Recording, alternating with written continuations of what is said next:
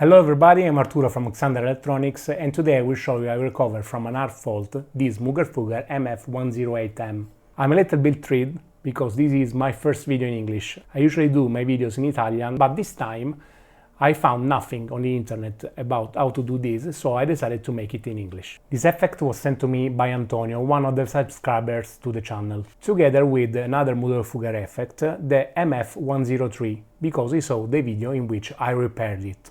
The MF-103 had the same exact issue as in the video, so I repaired it straight. While this one had a very strange issue because it was powered on, but all LEDs were just steady or fading in strange ways. Looking at the schematics, this effect has a DSP, and basically all the things that are in the effect are connected to the DSP. So this kind of behavior is strictly related to the DSP. That's why I sent an email to the Moog support asking if they experienced issue in corrupting flash in the DSP using in this effect. They said that actually happened. Firstly, they asked me if I tried the update procedure present on the Moog website. On the Moog website, there is an update procedure using a MIDI cable that can be plugged in the effect to update the firmware. I actually tried it, but without success, because during the procedure, the LED that will point that the update is in progress did nothing. So I said to them that basically I thought that there was an hard issue with the DSP and it needed to be replaced. At this point they told me that if I feel comfortable in doing it, I can replace the DSP, and they gave me the bootloader to load on the DSP. To load the bootloader is needed a programmer. The programmer is this one, so the XDS100V2. Actually, they also gave me the tool to use, but this tool wasn't compatible with this programmer. So I found out that the new tool that is available on the Texas Instruments website, so UniFlash, will be compatible with this.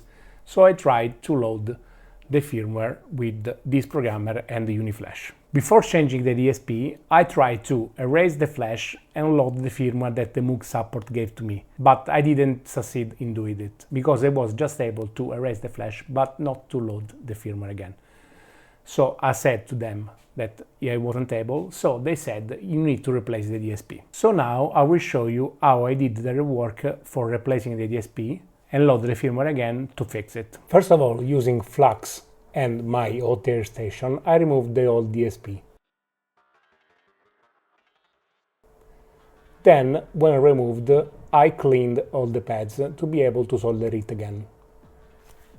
Using my microscope, I tried to center the DSP on the pads.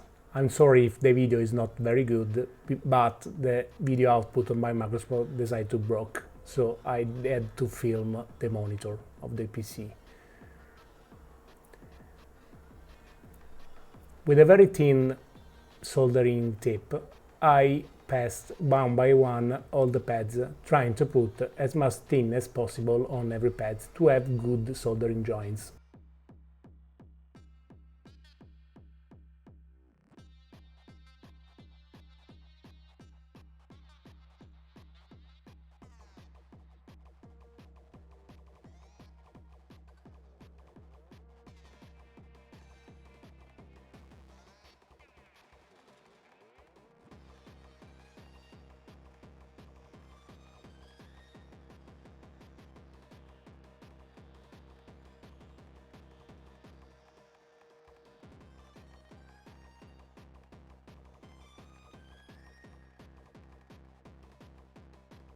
Once done, I used isopropylic alcohol to remove all the flux from the surface.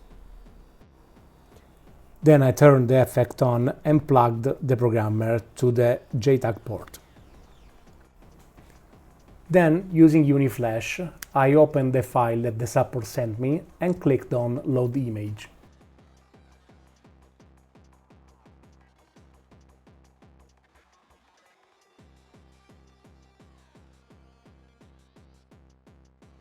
After a bit I was able to see that the flash was successful. So I switched it off and on again, and as you can see the MIDI LED is flashing and also the level LED. This means that the correct 1.4 image has been loaded. Now it's time to flash the application. This can be done via MIDI OX. that is a program that using a USB MIDI interface can flash the firmware on the effect. The firmware can be found on the Moog website along with the procedure to do it. The only thing not written in the procedure is this one, so you have to configure the buffers this way, otherwise it won't work. So you need to send two sysx files, one to erase the flash of the DSP and another one with the complete application. So you need to repeat the procedure twice, once for the erase sysx and then for the real firmware.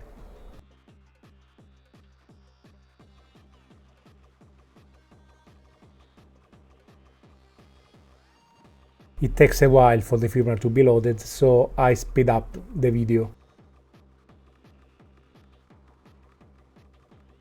After the flash is completed, the effects start to work again.